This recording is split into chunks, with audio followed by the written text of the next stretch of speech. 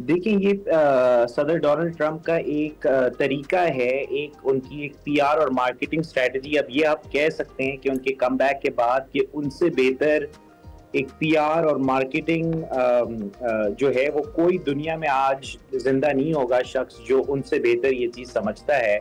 और वो एक शॉक और ऑ के टैक्टिक्स में बिलीव करते हैं कि लोगों को इतनी चीजें दें, इतनी चीजें एक साथ दें कि उनको समझ नहीं आए कि ये हो क्या रहा है और कहाँ से हो रहा है। एक अनप्रिडिक्टेबल नेचर है। राइट। और इसी वजह से आप देख रहे हैं कि उनके आने के पहले ही ये टिकटॉक का भी जो एक बैन चल रहा था अमेरिका में, एक दिन के लिए बैन हुआ, उसके अंदर भी ऐप के ऊपर लिखा हुआ आ गया कि सदर ट्रंप को हम थैंक करते हैं कि उनकी वजह से हम बैन जो है वो लिफ्ट कर रहे हैं। और अनप्रेसिडेंटेड चीज थी।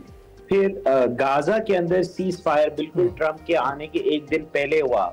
फिर वो जैसे ही अपनी ओहदा जैसे उन्होंने संभाला तो 100 एग्जीक्यूटिव ऑर्डर्स उन्होंने एक साथ साइन करे अपनी प्रायोरिटीज के ऊपर, इमिग्रेशन के ऊपर। ये भी एक्सपेक्टेड है कि कल से इमिग्रेशन के रेट्स जो है वो शुरू हो जाएंगे शिकागो के अंदर।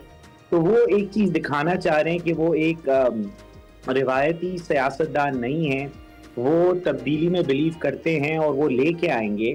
और अमेरिका के अंदर अभी ये एक ओपिनियन है। देखिए कुछ तो उनके सपोर्टर्स हैं जिनको आप कुछ नहीं कर सकते, जिनके लिए ट्रंप साहब कुछ गलत नहीं कह सकते, वो अपनी जगह पे। लेकिन बहुत सारे लोग बीच में हैं वो ये कहते हैं कि शायद हमें ट्रंप साहब पर्सनली नहीं पसंद हो, उनकी पर्सनैलिटी नहीं पसंद हो, लेकिन उनकी पॉलिसीज पसंद हैं और उनकी पॉलिसी से हम इंस्पायर होते हैं। तो ये बहुत ही इंटरेस्टिंग सिचुएशन बनती है। सो डू यू थिंक कि वाकई जिस तरह से ट्रंप खुद कह रहे हैं कि अमेरिका की तारीख में एक सुनहरी दौर का जो है अब आगाज है, एक नए बाब का आगाज है, वो हो चुका है। और जो उनकी हल्फबर्दारी की तकरीर थी जिसमें वो डिफरेंट मैसेजेस थे और जिसमें उन्होंने बहुत सारे, जिस तरह से अभी अली ने भी बात की कि इकदामात लेने का कहा, कुछ चीज़ें जो है उनको मुंजमद किया गया, क्या आपको लगता है कि जो उनके अल्फाज थे वो मज़ीद कौम को मुत्तहिद कर रहे हैं या फिर मज़ीद जो तकसीम के जज्बात हैं वो उजागर कर रहे हैं? बिल्कुल। देखें यूजली जब एक नया सदर स्पीच देता है तो वो ये कहता है अमेरिका के अंदर कि मैं सिर्फ उन लोगों का प्रेसिडेंट नहीं हूँ जिन्होंने मुझे वोट दिया था, मैं उनका भी प्रेसिडेंट हूँ जिन्होंने मुझे वोट नहीं दिया था। यूजली इस तरीके से बात होती है। लेकिन इस बार सदर ट्रंप ने अपने वोटर्स और अपनी जो पॉलिसीज है उसको ऊपर डबल डाउन किया है। वो एक कॉन्फिडेंट प्रेसिडेंट हैं। वो पहली बार जब प्रेसिडेंट बने थे तो शायद उनको भी लगा था कि ये क्या हो गया, ये कोई भी एक्सपेक्ट नहीं कर रहा था कि वो प्रेसिडेंट बन जाए। लेकिन इस बार जब वो बने हैं और इतनी ऑपोजिशन के बावजूद बने हैं और वापस आए हैं, तो अब वो अपने इंस्टिंक्ट को ट्रस्ट कर रहे हैं और वो ट्रस्ट करते हैं कि मुल्क जहां वो चाहते हैं कि मुल्क जाए, वहीं जो बाकी जो लोग हैं वो भी यही चीज चाहते हैं। अब ये बात तो सच है कि ना सिर्फ अमेरिका बट पूरी दुनिया जो है वो बदलने वाली है, वो हिलने वाली है, क्योंकि इतना कॉन्फिडेंट लीडर और इतना कॉन्फिडेंट अमेरिका भी हमने काफी वक्त से नहीं देखा है।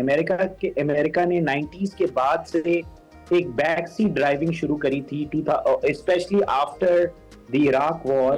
अमेरिका जो है वो इतना अपना वेट जो है वो पुश नहीं करता था जितना वो प्रीवियसली करता था। लेकिन अब ट्रंप साहब कह रहे हैं कि भाई अमेरिका अपने आप को रीअसर्ट करेगा और ये बहुत ही एक इंटरेस्टिंग माहौल बनेगा जिसके अंदर बाकी मुल्कों के ऊपर क्या इफेक्ट पड़ता है, this remains to be seen. Bilal, ये तो आप अमेरिका में बैठे हैं, वहाँ पर इसके असरात महसूस कर रहे हैं, हम तो पाकिस्तान में बैठे इसके असरात महसूस कर रहे हैं। हम पाकिस्तान पर क्या असरात हैं, क्या उसकी सियासत पर इस वक्त असर डाल रही है जो ट्रंप की इंतज़ामिया है, उस पर तो बात करेंगे। लेकिन इससे पहले ये बताएं कि अवाम, आपने कहा कि ऐलान कर देता है सदर आते ही कि अब मैं सबका सदर हूँ, लेकिन हमने देखा कि आपने कहा कि तफरीक है, कुछ लोगों के जहनों में इबाहम है, लेकिन टेक बिलियनर्स हमें एक ही प्लेटफॉर्म पर नजर आए हैं। वो सब के सब एक ही जगह पर थे, वो चाहे मेटा के बिलियनर हो, एलॉन मस्क हो, कोई और हो, वो सब के सब हमें यकजा होकर ट्रंप की सपोर्ट में दिखाई दिए हैं। तो आप इसको कैसे समझते हैं? बिल्कुल, ये एक अमेरिका के अंदर एक स्लाइटली नई चीज है। देखें, अमीर लोग कहीं भी होते हैं, उनके पास पावर होता है, वो चाहे किसी भी मुल्क में हो, किसी भी सिस्टम के अंदर हो। अमेरिका के सिस्टम के अंदर भी उनके पास हमेशा से बहुत पावर था। लेकिन इस तरीके से कैबिनेट के सामने बिठाना, मतलब कैबिनेट पीछे बैठी थी, टेक बिलियनर्स आगे बैठे थे, ये एक बड़ा स्टेटमेंट था। और ये एक ट्रम्प साहब की फिलॉसफी है कि अगर जो सोसाइटी में सबसे इम्पोर्टेंट लोग हैं, इन्फ्लुएंशियल लोग हैं, अमीर लोग हैं, देखिए वो एक बिजनेसमैन है, वही लोग इस मुल्क को और माशरे को तब्दील कर सकते हैं और बेहतर बना सकते हैं। तो उनकी ये एक पॉलिसी और थिंकिंग है कि वो उनके थ्रू ये चेंज लाएंगे। ऑब्वियसली जो प्रो डेमोक्रेसी लोग हैं वो कहते हैं कि इतना पावर इतने चंद लोगों के अंदर नहीं होना चाहिए। सो ये एक एक्टिव डिबेट है अमेरिका के अंदर। लेकिन ये भी बहुत इंटरेस्टिंग चीज है कि जब ट्रम्प साहब पहले आए थे पावर में, तब उनको इतना एक वार्म रिसेप्शन नहीं मिला था टेक बिलियनियर्स के साथ। अब इस बार उनको काफी वार्म रिसेप्शन मिल रहा है और उनको एक रनवे मिल रहा है कि वो एक्चुअली जो तब्दीली लाना चाह रहे हैं वो लेके आ पाएंगे शायद इस बार। ओके, और क्या ख्याल है पाकिस्तान और अमेरिका, जो जिस तरह से अली ने बात की कि वो ताल्लुकात जो हैं उन पर क्या असर डालेगी ये जो एक चेंज है नया, और आपको लगता है कि ये जो रिलेशनशिप है मज़ीद स्ट्रॉन्ग होगा या फिर कोई ज़्यादा मेजर चैलेंजेस होंगे जो फेस करने पड़ेंगे पाकिस्तान को?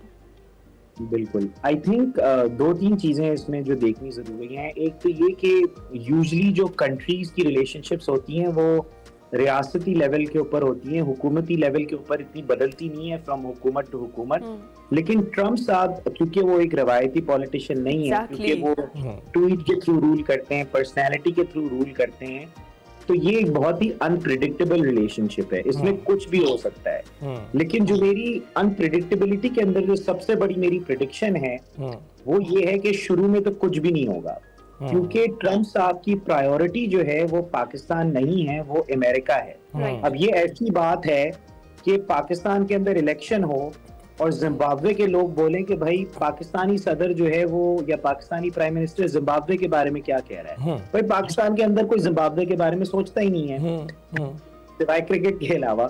इसी तरीके से अमेरिका के अंदर पाकिस्तान रेडार पे भी नहीं है। तो इसी वजह से मेरे हिसाब से शुरू में जो है कोई बड़ी तब्दीली नहीं आएगी। लेकिन over time Pakistani American voters ने वोट दिया है ट्रम्प को, और उन लोगों ने एक सियासी बुनियाद पे भी दिया है, बजाय इसके कि अमेरिका के अंदर के इश्यूज के ऊपर वो वोट दें, उन्होंने पाकिस्तान की सियासत के ऊपर अमेरिका में वोट दिया है। तो वो ट्रम्प साहब और उनके एलाइज को कहेंगे भाई हमने आपको वोट दिया है, अब जो चीजें हमने आपसे मांगी थी अब वो आप हमें दें, और ये एक निगोशिएशन होगी अब। और इसमें देखा जाएगा कि किसका पल्ला ज्यादा भारी होगा।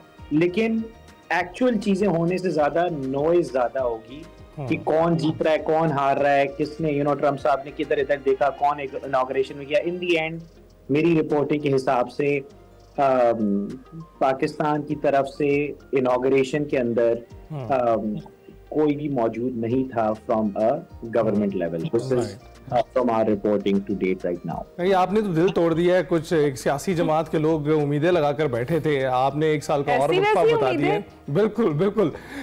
तो बिलाल, आप क्या समझते हैं कि इस वक्त ट्रम्प जब सदर बन चुके हैं तो उनकी प्रायोरिटीज में आज अगर पाकिस्तान नहीं भी है तब भी एक खास असर रखती हैं उनकी जो काबीना है, अगर वो बयान दे रही है, और खासकर अपने मुल्क में जहां पर उनके पास अब दोनों ईवान मौजूद हैं, वो फैसला साजी की मुकम्मल उनके पास इख्तियारात इस वक्त मौजूद हैं।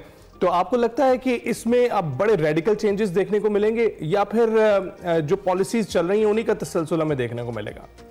बिल्कुल, मैं इस सवाल का जवाब देता हूँ, लेकिन एक बात मैं थोड़ी सी वो करेक्ट कर दूं, वो ये है कि जो मैं कह रहा था इसका मतलब ये नहीं है कि बिल्कुल भी कोई इफेक्ट नहीं पड़ेगा पाकिस्तान की सियासी सिचुएशन के ऊपर। अच्छा, पड़ेगा। लेकिन ये इसको कहते हैं ना स्टॉर्म इन अ टी कप, मतलब ये एक चाय की प्याली के अंदर एक तूफान होगा।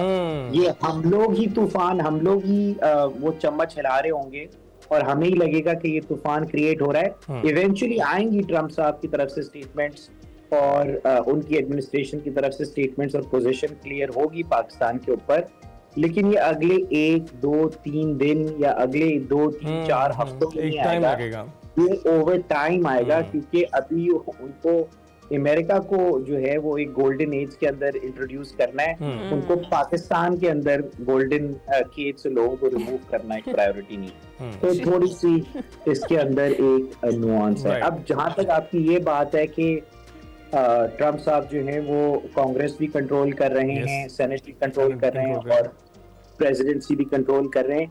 ये एक बहुत ही यूनिक सिचुएशन है। ऐसा कोई भी अमेरिकन प्रेसिडेंट नहीं आया है in the last 8 presidencies at least जिसके पास दोनों हाउसेज ऑफ पावर हों और एग्जीक्यूटिव भी एक ही पार्टी के पास हो। जब यहाँ इवन दो सिर्फ 2 पार्टीज हैं अमेरिका के अंदर, बट हमेशा अमेरिकन वोटर ने एक डिवाइडेड गवर्नमेंट दी है। Sorry to cut you Bilal, हमें सेनेटर शेरी रहमान साहिबा भी ज्वाइन कर चुकी हैं, उनसे भी बात करते हैं। साबिक सफीर रही हैं जी। अस्सलाम वालेकुम शेरी साहिबा, कैसी हैं आप? जी मैं ठीक हूँ, आप बताएं। अल्हम्दुलिल्लाह। Ma'am, how do you see 47वें सदर बन गए हैं डोनाल्ड ट्रंप अमेरिका के, क्या कहेंगी आप? जी इसमें कहने की तो कोई बात नहीं है सिवाय इसके कि ये अब सारी दुनिया को पता है कि अमेरिका का कितनी अहमियत होती है आदमी सतह के सारे हालात पर, और हमें इस पे परेशान नहीं होना चाहिए और मायूस नहीं होना चाहिए, क्योंकि देखिए हर जो नई शुरुआत होती है उसमें मौके ढूंढने की जरूर गुंजाइश होती है, और पाकिस्तान को अपना रिश्ता, अपना रीसेट ये बायलैटरल रिश्ते में ढूंढना चाहिए अमेरिका के साथ, बजाय इसके कि सिर्फ अफगानिस्तान के जाविये से आपको देखा जाए। ये वक्त है कि एक नई शुरुआत हो। अच्छा, ये बताइएगा कि रिचर्ड ग्रेनल की तरफ से जो बयान आया था और अब सदर का हल्फ उठा लिया गया है, इंतजामिया मुकम्मल तौर पर मौजूद है, इख्तियारात मुकम्मल मौजूद हैं, तो आपको लगता है कि ये हमारी सियासत पर कोई फर्क डालेंगे? जहां एक जानिब मुज़ाकरात जारी हैं, दूसरी जानिब उम्मीदें लगाए बैठी है एक पार्टी, क्या सोचते हैं आप? देखिए मैं इस पर कमेंट नहीं करना चाहती, क्योंकि ये आर्मी सतह पर एक मसला क्यों बने। बात यह है कि पाकिस्तान की मैं इंस्टीट्यूशनली बात करूंगी कि हर मुल्क इंस्टीट्यूशनली एक्सेप्ट करता है, वेलकम करता है, और पाकिस्तान ने हर सतह पर इस वक्त डोनाल्ड ट्रंप की प्रेसिडेंसी को का खैर मकदम किया है, अपना सदर ने किया है, वजीर आजम ने किया है, और इसी पर सफारतकारी का महवर रहेगा। जो भी इंटरनल इश्यूज हैं पाकिस्तान के वो इंटरनल ही रहें तो बेहतर होगा। मैं इन इश्यूज पर नहीं करना चाहती जी को। ओके तो मैडम, जिस तरह से सदर ट्रंप की वापसी हुई है, और आपको क्या लगता है कि पाकिस्तान के जो ताल्लुकात हैं, जो सफारती ताल्लुकात हैं अमेरिका के साथ, की मजीद स्ट्रॉन्ग होंगे या फिर कुछ मजीद चैलेंजेस हैं उनका सामना करना पड़ेगा? जी बिल्कुल, चैलेंजेस का तो जरूर सामना करना पड़ेगा, ये तो इसमें तो कोई दो राय नहीं है। क्योंकि पिछले दिनों भी हमारा एक तो क्योंकि वो चीन के जाविये से भी देख रहे हैं अब सारे खित्ते को, एशिया पैसिफिक अब इंडो पैसिफिक बन गया है, तो हिंदुस्तान एक नेट सिक्योरिटी प्रोवाइडर भी उनके लिए है। कोशिश हमारी होनी चाहिए कि इन मुश्किल हालात में अपने रास्ते निकालें और अपने मुल्क की बेहतरी के लिए जो भी हो सके, यानी कि तिजारती उमूर में और दूसरे इश्यूज पे पाकिस्तान का सबसे बड़ा ट्रेडिंग पार्टनर है, या आपके अब सरप्लस होता है तो आप अपने एक्सपोर्ट्स को बचाएं एक्स्ट्रा टैरिफ से। इस तरह की तैयारियां हमें करनी चाहिए और फौरी तौर पर इनको सामने लाना चाहिए, और एक अपनी पब्लिक डिप्लोमेसी तो खत्म ना करें, यानी कि आपकी बहुत बड़ी एम्बेसी है उसको इस्तेमाल करें, इवेंट्स करें वहाँ पे, और पाकिस्तान को इस जो एक हो गया था स्लम पाकिस्तान अमेरिका ताल्लुकात में, उसको रिवाइव करने की कोशिश करें। हर ओपनिंग को अपॉर्चुनिटी समझें। जी बिल्कुल। मैडम सेनेटर, बहुत शुक्रिया, आपने हमसे गुफ्तगू की, इस वक्त जो ट्रंप की इंतजामिया है उस पर कमेंट किया। बिलाल लखानी की जानिब दोबारा जाते हैं। बिलाल, हमें शेरी रहमान साहिबा ने ज्वाइन किया था, वो भी अपनी तवक्कुआत और अपनी तरजीहात के हवाले से बता रही थी कि क्या होने वाली है ट्रंप की। आप बताइएगा हमें क्या तवक्कुआत रखनी चाहिए अब बहैसियत पाकिस्तानी, और आप जो अमेरिका में इस वक्त मुकीम हैं, किस तरह से आप देखते हैं कि जो तवक्कुआत हैं वो क्या पूरी होने वाली हैं, कुछ मुख्तलिफ होने वाला है जो हम एक्सपेक्ट कर रहे हैं? देखिए, बहुत हद तक तो तवक्कुआत पूरी हो भी चुकी है, क्योंकि ये जो मुज़ाकरात शुरू हुए हैं ये भी इसी सिमत की और इसी वजह से और इसी डर की वजह से हुए हैं। तो कुछ तरीके से तो मामला शुरू होने के पहले ही शुरू हो गया है। और अब जैसे कि मैंने कहा कि देखें, बहुत सारी चीजें सामने खुल के नहीं बोली जाती, बहुत सारी चीजें जो हैं वो पीछे चल रही होती हैं। तो एक तरीके से देखें जो एक बड़ा लोग स्टेटमेंट ढूंढ रहे हैं कि भाई कोई एक स्टेटमेंट आएगा उसके पीछे सब कुछ जो है वो उल्टा सीधा, मतलब सब कुछ जो है वो बदल जाएगा। एक तो ये कि ये स्टेटमेंट फौरन नहीं आएगा क्योंकि अगेन ट्रम्प साहब के पास और बड़ी प्रायोरिटीज हैं। और दूसरी चीज ये कि ये फिर हमारे मुल्क के लिए भी अच्छी लुक नहीं है कि कोई और लीडर बड़ा स्टेटमेंट दे तो हमारा मुल्क फिर चीजें जो है वो सीधा करने की कोशिश करे। ये हम लोगों के ऊपर भी अच्छी रिफ्लेक्शन नहीं है। इसीलिए मुझे लगता है कि हमारे मुल्क में भी जो मुज़ाकरात शुरू हुए वो इसीलिए हुए कि भाई हमें इतना डिपेंडेंट नहीं होना चाहिए, हमें जो है वो इस तरीके से रूम रीड कर देना चाहिए। लेकिन ये बात जरूरी, ये एक बात सही होगी कहना कि प्रेसिडेंट जो बाइडेन का एरा खत्म होने से एक तरीके से पाकिस्तान का भी एक डार्क एरा जो है वो खत्म होते हुए दिख रहा है। ठीक है। और बिलाल, ये तो सारी बड़ी फॉर्मल कन्वर्सेशन थी और फॉर्मल बातें थी, कोई ऐसा कोई फनी मोमेंट देखने में आया आपके? ये जो पूरी, आप हमेशा बड़ा सरकास्टिकली ऑब्जर्व करते हैं चीज़ों को, तो कुछ शेयर करें हमारे साथ भी। बिल्कुल, आई थिंक कि काफ़ी इंटरेस्टिंग और फनी मोमेंट्स जो हैं वो थ्रू आउट द मॉर्निंग हो रही थी।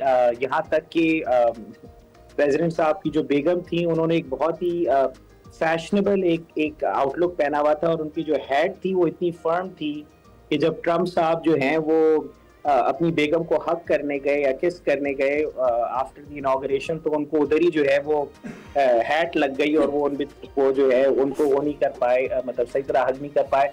इस किस्म की 2-3 और भी इंटरेस्टिंग चीजें थी कि ट्रम्प साहब ने जो है वो यूजली जब आप हल्फ लेते हैं तो आप बाइबल के ऊपर हाथ रखते हैं, तो उन्होंने उनकी बेगम ने बाइबल होल्ड तो किया हुआ था लेकिन ट्रम्प साहब ने अपना हाथ जो है वो बाइबल के ऊपर नहीं डाला। ये भी एक इंटरेस्टिंग चीज है कि उन्होंने क्यों नहीं रखा, या पहली प्रेसिडेंसी में उन्होंने रखा था, इस बार उन्होंने जो है वो नहीं रखा। इलॉन मस्क साहब जो हैं वो भी पीछे बैठे हुए थे। कुछ लोग कह रहे थे कि वो इनॉग्रेशन पे अटेंशन पे करने के बजाय वो ट्विटर के ऊपर मीम्स देख रहे थे क्योंकि वो हंस रहे थे पीछे बैठते बैठते। वो भी डोनाल्ड ट्रम्प के बेटे के साथ उधर बैठे हुए थे। तो कुछ काफी इंटरेस्टिंग मतलब चीजें थी जो टिडबिट्स चल रही थी, लेकिन ओवरऑल माहौल जो था वो सरप्राइजिंगली वार्म था। इनसाइड आउटसाइड द रूम काफी ठंडा था। अच्छा, एक और मजे की मैं चीज अगर बताऊं तो ये है कि जो ट्रम्प के जो वोटर्स जो पार्टी करने के लिए जो निकले और सेलिब्रेट करने के लिए निकले हैं ट्रम्प को वॉशिंगटन डीसी में, वो कैपिटल वन अरीना के अंदर कलेक्ट हो रहे हैं वॉशिंगटन डीसी के अंदर। और वो वही अरीना है जहां जब फॉर्मर प्राइम मिनिस्टर जो कैदी नंबर 804 भी आप कह सकते हैं, जो जब वो वॉशिंगटन डीसी आए थे तो उन्होंने भी कैपिटल वन अरीना में ही अपना जलसा किया था वॉशिंगटन डीसी के अंदर, जहां आज ट्रम्प के सपोर्टर्स और फिर उसी अरीना के बाद वो ट्रम्प को मिलने गए थे। तो ये भी एक इंटरेस्टिंग फैक्ट है of history. Bilal, thank you very much.